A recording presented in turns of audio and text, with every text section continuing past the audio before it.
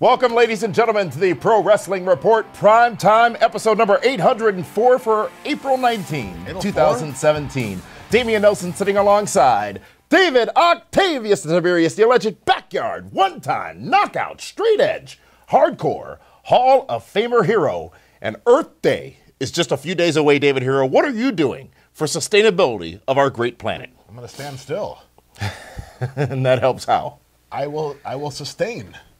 That's my ability to sustain. I'm not sure that contributes to the longevity of this Earth, though. It's Earth Day. Do you celebrate Earth Day? Do you go on a march, or do you recycle for a day? With these feet, I am not marching anywhere. Well, that foot, you mean? Yeah, that one. It's stuck up here for so long.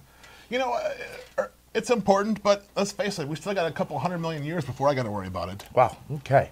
Well, folks, that is the Selfish Society you've heard so much about. It's right here in the flesh on the Pro Wrestling Report. Selfish Society? Me. I never said me. I said I have to. You said I. I and me are the same thing, aren't they? Not Me, really. I. Can't build a team with I. There's no I in me.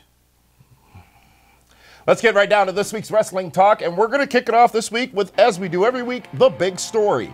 And I don't think it gets any bigger than the big way that WWE Raw this past Monday night focused around one individual, and that was Braun Strowman. Braun Strowman, it was the Braun Strowman show this past Monday night on Raw, as they had the follow-up to his brutal attack on Roman Reigns just 1 week prior. This week, it would be him being given the night off to start the show by Kurt Angle, the general manager of Raw. And then later on, as he went on a bit of a tirade, attacking everybody he could backstage, including Goldust and R-Truth, the Golden Truth, a match would be made between him and somebody his own size, The Big Show. They would main event Raw, and they would end Raw in a humongous way. Humongous way. Destroying the ring with a big suplex off the top rope in one of the most visually stunning things I've ever seen on WWE programming. We'll talk about that in a minute, David, but let's talk first about the build of Braun Strowman this past Monday night. You know what's crazy is a year ago, going into last year's WrestleMania, there was rumors of Brock Lesnar against Braun Strowman. Yeah, and people laughed. And we wondered how. How can you build a character of Braun Strowman? He doesn't have anything. Look at what they've done in a year's time. In 1 year, they put together a plan to make Braun Strowman unstoppable and unbeatable. That they have, and they did it, though, very deliberately, especially this past Monday night. From Braun getting the reaction from the audience, from him saying he didn't care about Roman Reigns' injuries, and then the attacks backstage, and then the somewhat tentative approach he took to the challenge of the Big Show, and then the match itself, which would end with what we've seen, of course, for the third time, but that doesn't matter because you've seen a headlock before, too. The ring imploding due to the weight of both men being suplexed, a superplex off the top rope. And while Big Show and Braun Strowman obviously played the biggest role in that spot, if you will, the real star of that was referee John Cone, David Hero. John Cone sold that bump like he meant it. and he may have. You can prepare for that all you want. Yeah. They don't rehearse that spot Right. before the show because too much stuff can go wrong. So when that happened, I honestly believe he did, ass over tea kettle it. If you didn't see, which I'm sure many of you have seen, it was him just literally falling and bumping outside the ring to the floor. It was a sell job, but it brought the significance of the event to the forefront more so than had that not happened. And the message was clear. Braun Strowman is a beast. Braun Strowman is a monster. And fans, I have sat here week after week after damned week and told you I didn't see it. I didn't understand why Strowman was supposed to be this monster. The New Day are on Smackdown now. But who said except that? For this week. I have. The last month and a half, I've been saying Braun Strowman is a real. Since the Royal Rumble, I've been praising Linda, Braun Strowman. can you do me a favor? Can you go get a cookie for David Hero? Because apparently he needs some type of reward. No, I'm for being right now. Right.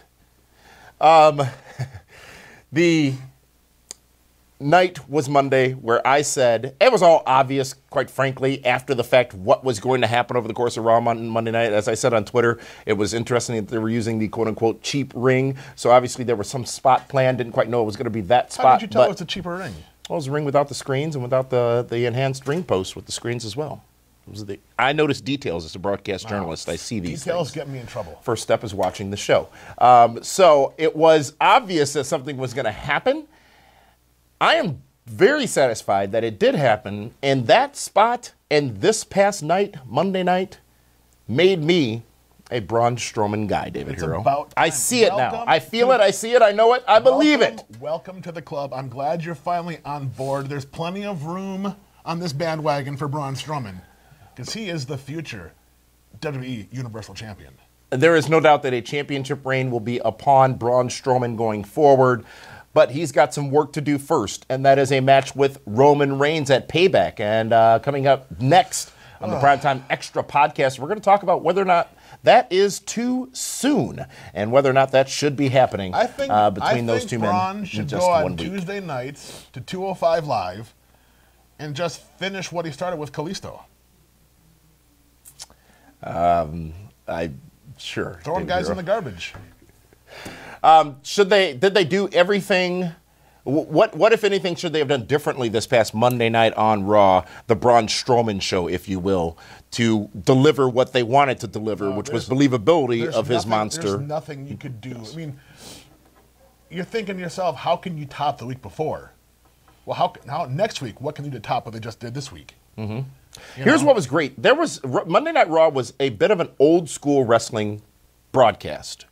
The story was singular, but a lot of other stuff happened. But they focused primarily on the star, Braun Strowman, and delivering. I like how that sounds, the star. And delivering. He was the star this past Monday Night's Raw, absolutely. And delivering the end result that they thought they needed to, and they did so successfully over the course of that 3-hour show this past Monday.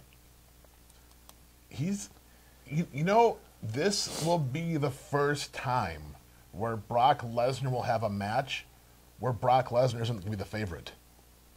Well, no matter what else happens over the course of the next 12 months, the next 8 months remaining in this year, the spot of the year will go to John Cone. Oh, without a doubt. And great human being as well. Super good dude. Yes, indeed. That was this week's big story. With that, let's transition immediately. Let's move immediately, as Frank Sinatra would say, to the Raw report, which we're talking about Raw in the big story, but more happened than just the delivery of Braun Strowman as a monster. Most importantly, we saw Finn Balor back in a matchup with Kurt Hawkins. Kurt Hawkins, who issued a challenge, answered by Finn Balor. And Finn Balor comes out and proves to the world that he was not indeed concussed last Monday night. As a matter of fact, Finn sent out a tweet later in the night that said it was just a scratch. Oh, that's what you want to call it. No. Well, yeah, speaking of what you want to call it, you sat here last week and called Finn Balor injury-prone as a result of this concussion. He was not unconscious. But he's not injured. Was he not unconscious? I don't know that. Do you know that? Of course he was. I did not see that on my monitor. And the concussion... Here we go, folks. This is the backtracking. This is the walking back, as they say. Isn't. I mean, he got hurt, and he probably was How was he hurt? How do you know? You said probably was concussed. It was just a scratch. It had more carpet burns on his forehead than you've ever had on your knees. It was a scratch, as he said. He was not concussed. If he was concussed, there's no way. Of course he can. And The Rock means no way he'd be back a week later. Tell me somebody who's returned a week after a concussion in the current time in WWE. I don't know. Because they haven't. Because they don't. I don't know the severity of it. A headache is technically a concussion. Because concussions are assigned numbers. And maybe he did have a headache. Okay. But you sat here last week and said Finn Balor was injury prone. You said Finn Balor, he didn't do anything. He did everything. He did all of his moves. It was like a 2-minute match. It was. He got all his stuff in. Mm-hmm. You sat here last week, though, and said he was injury prone as a result of this. We'll see. You still think he is injury prone? Yes. Because he suffered one injury in his time since being called up to WWE. The biggest injury he ever could have gotten. A torn labrum? He just became the Universal Champion. What you're seeing here, folks, is a total disrespect for the law. No, what you're seeing here, folks, is a complete burial of Finn Balor on a weekly basis. You'll see him next week. Because, but I thought he was injury prone. You wouldn't assume he's going to get injured between now and then? He could. Just like any other superstar or talent can, folks. You know what was interesting, though? Watch. Okay. You just said Braun Strowman doesn't get hurt. Not at all. He's a man. Yeah, so, sure. Okay. Right. I'm not going to wish ill upon him, but... You will now. No, you just did. You better leave your voodoo dolls out of this. Folks, also on Raw this past Monday night, The Miz hosted Miz TV, and his guest was one Dean Ambrose. And David, with The Miz's dialogue towards Ambrose this past Monday night, I detected a little bit of real talk about what a superstar is versus what some people perceive about Dean Ambrose. I agree, but I just can't believe that they brought two guys from SmackDown to have a SmackDown feud on Raw. Miz and Ambrose never feuded on SmackDown. Of course they did. When did they? Who did he get the IC belt from? I don't know if it was Miz. Oh, it was. Ziggler and Miz tossed around the IC belt forever. He may have had a match with Miz, you're right, but they didn't have a long-term program. I though, am intrigued by what I saw Monday. Ambrose beat The Miz for the IC title. So they had a match. They didn't have a program. They had a match. Well, it doesn't make a difference. I don't want to see them right now. I want to see them do other things. I'd rather see Miz work with somebody else on Raw. Such as? Boy, there's so many guys to choose from on that brand. Kalisto. But did you not enjoy, were you not entertained by the segment between the two last Monday night? Yeah. I was just hoping for something a little bit different. Such as? Ambrose. I mean, I'd rather see... But you know what? Who else is there, I guess? You know, they got to go with Ambrose because the other top guys are now on SmackDown, and Roman Reigns is out hurt, and Seth Rollins is busy with Samoa Joe. I'd like to see a Miz versus Samoa Joe program. That could be interesting. Could be. Could be. The Miz could bury Samoa Joe, how long it took him to get there, and he goes right off of the real world and becomes a star. Yes. You know, back to the point of Braun Strowman, by the way, a lot of people, I tweeted on Monday as well, saying that many of the things we're seeing WWE do with Braun Strowman are the same things they did with Roman Reigns. Yet a lot of people ask the question of when did Roman Reigns, quote unquote, pay his dues? I don't know the answer to this question of whether or not Braun Strowman had a extensive Florida history. Championship Wrestling. Well, that's what Roman did, but a lot of fans don't believe that. They don't think since he wasn't on the Indies. Strowman paid? That's the question. I don't know his background. He's a power lifter. He never wanted. Was he really? Yeah. He's from Sussex, just down the road here. Is he really? Yeah. Well, and a lot of people are embracing Braun Strowman without seeing. It's the same formula, essentially, as what we got delivered with Roman Reigns. It's much of the same formula as Goldberg, too, in WCW. True, very true. But more on the Braun Strowman situation as the week goes on. But I, for one, enjoyed the Ambrose-Miz segment. Of course, as you know, Miz endorsed. And you love I Miz. think that a lot of the things that the Miz was saying to Dean Ambrose were true beliefs about what is over his presentation of himself. And that's what makes it good TV, when there's a little bit of the truth in these promos. Mm-hmm. Not our truth, but, you know. Oh, he was there. Yeah. Briefly. For a minute. Folks, also a new #1 contender for the Women's Championship on Raw in Alexa Bliss. Incredibly well-deserved. You know what? She's growing on me. And she has great theme music. Yes, she does. The moment she was delivered to Raw, I said, why didn't I see this on SmackDown? Maybe it's the red lighting. I don't know. But I just did not see her as such a huge talent on SmackDown as I see her on Raw on Monday night. Nothing changed, I don't think. Yeah, but Raw's the bigger show. It's perceived to be a bigger and better show. So with that and all the goings-on Raw this past Monday night, including, as we said, the match made between Roman Reigns and Braun Strowman for Payback next weekend, David Hero, your overall thoughts on the 3-hour cruise tour we were taking on? It was a little bit of a letdown from the week before, but... A letdown? Yeah. Because you had all the surprise and pomp and circumstance with the shakeup. But I thought it was interesting how Alexa Bliss comes into a top spot. I thought it was interesting how Miz and Ambrose get top spots on Raw, and Braun Strowman has a rocket on his back. Is there anything that could end that rocket that is on his back, that push, if you will? Could get busted for substance abuse. Maybe he's on the enhancement policy plan. Dude, he's been that big forever. I'm not saying he's on anything. I'm just simply saying, as we know in the past, some stars have not been as subject to those rules as others. Well, there's some things you can't test for. You know that. I have read their policy, and yes, there are things that are not able to be detected. Yes.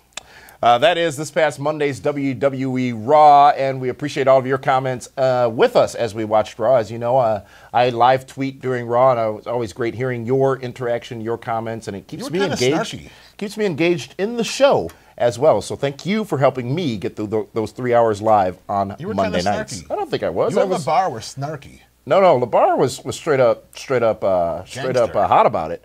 I was a broadcast journalist. In fact, I'm such a broadcast journalist, I have a major announcement later on this program. Oh, I can't wait. That I received a call yesterday afternoon. From your mama?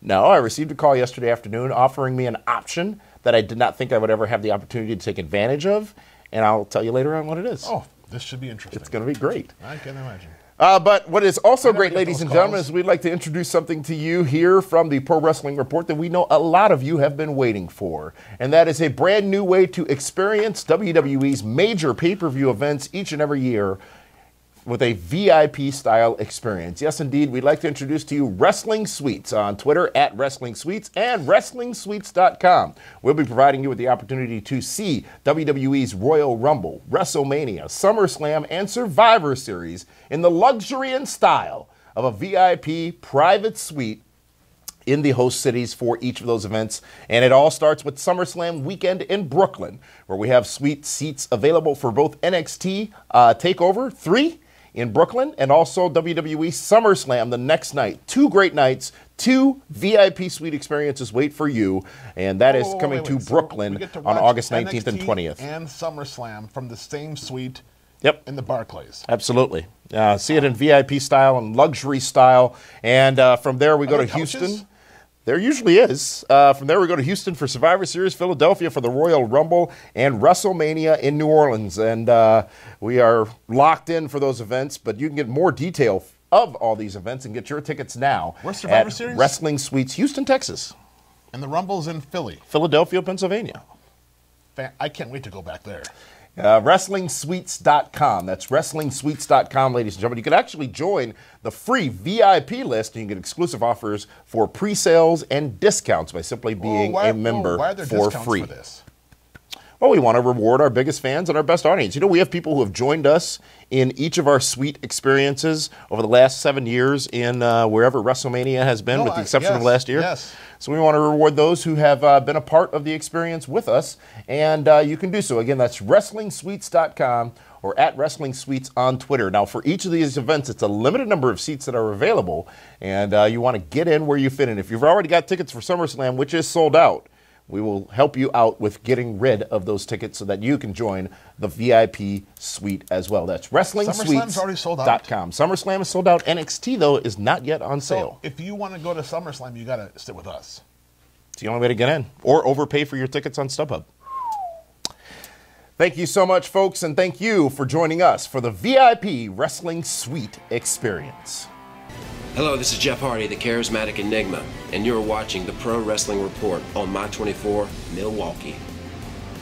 Welcome back, ladies and gentlemen, here to the Pro Wrestling Report Primetime, episode number 804. Damian Nelson sitting alongside David Hero here on April 19, 2017. And it's time to go to this week's WWE Smackdown Report. It is Smackdown. The Tuesday Night Delight, which, of course, your Smackdown Report is brought to you by Fight TV. That's F-I-T-E, Fight TV, which brings you all kinds of great wrestling content, including this very program, the Pro Wrestling Report. It is a free app, ladies and gentlemen. It is a free app, ladies and gentlemen, and it's the greatest way to watch our video presentations. Did you say it's free? Of the Pro Wrestling Report. F-R-E-E, free, yes. Best way to watch our video presentations of the Pro Wrestling Report, even better than YouTube, in my opinion, folks.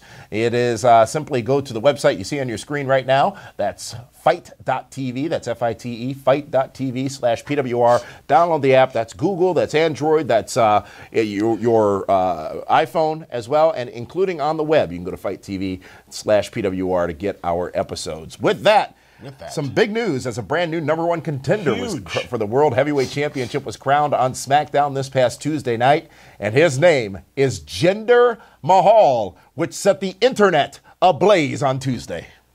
Why do you think it was? Jinder Mahal? You mean to tell me Jinder Mahal is in the main event at Backlash in Chicago against Randy Orton for the WWE World Heavyweight Championship? Jinder Mahal, who was losing on Raw, Jinder Mahal somehow or another wins a 6-man tag team matchup and becomes #1 contender? Jinder Mahal? I heard that the customer service lines at WWE blew up. Oh, my Lanta. What? What was that about?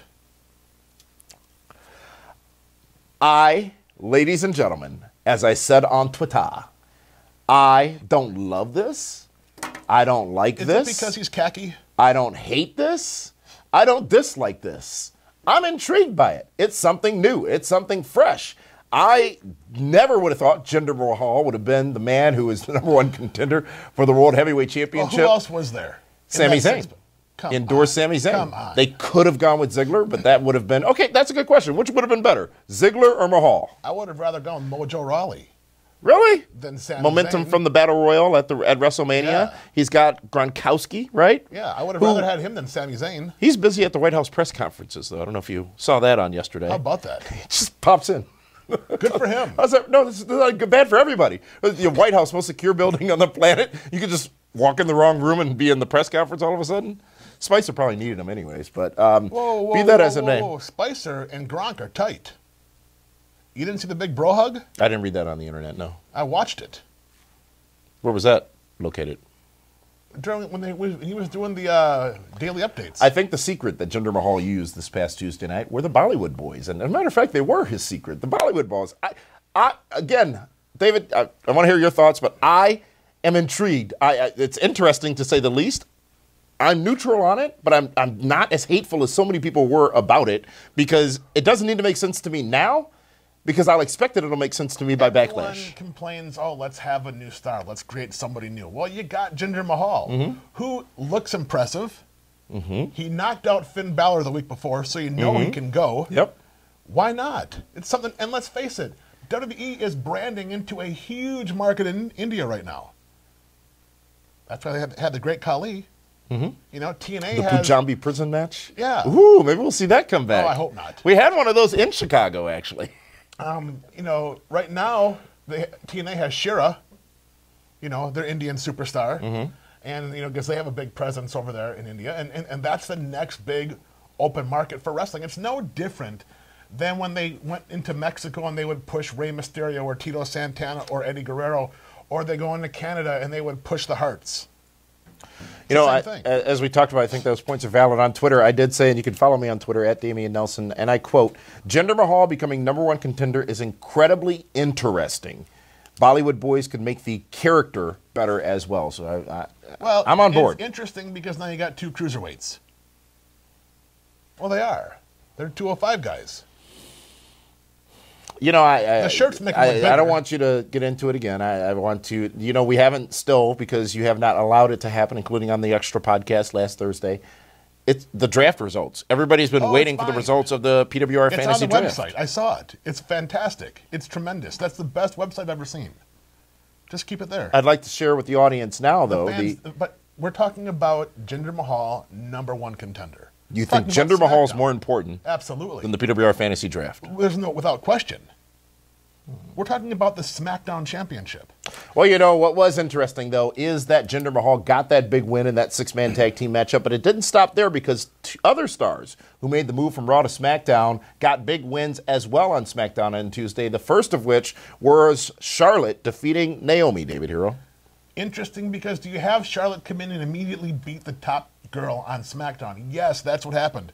Surprising for me. But, of course, Charlotte might be the babyface on SmackDown because she's going into a hostile environment. Interesting stuff. But it was a good match between the two. It was very good. Both extremely athletic. And then, of course, the upset of the year for me was the Carlitos beating Team Alpha. They're no longer the star. They're no longer shining as stars. They are the Colognes. So maybe you can now refer to them not as the Carlitos, but as I think Carlitos sounds better. Epico and Primo Colon, who got a win over American Alpha, which I thought was substantial. And what was also interesting is what you said on Tuesday night about this, David Hero, on Twitter. And you said 3 new stars from Raw have dominated the current SmackDown Live matches.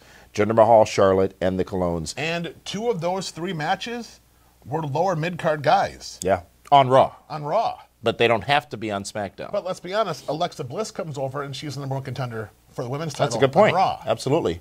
And you can't say that Kevin Owens has taken a back seat. Well, no. But from where he was on Raw as well. Yeah, as far as match wins, you're absolutely right. But I think he's sort of rebranded himself to a degree on SmackDown. He is the Donald Trump of SmackDown. Egads.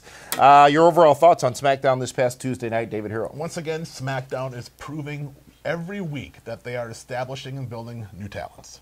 Well, folks, that is this week's SmackDown reporting. You know what? Since he won't let me do it here at this table, I am going to send it away now to Linda Kay with this year's results of the PWR Fantasy Draft. Take it away, Linda. It's time for the results of this year's draft. Coming in second place, it's the Super Friends with 4,535 points. And coming in first, once again, it is the Nelson family. Of course. With 5,240 points.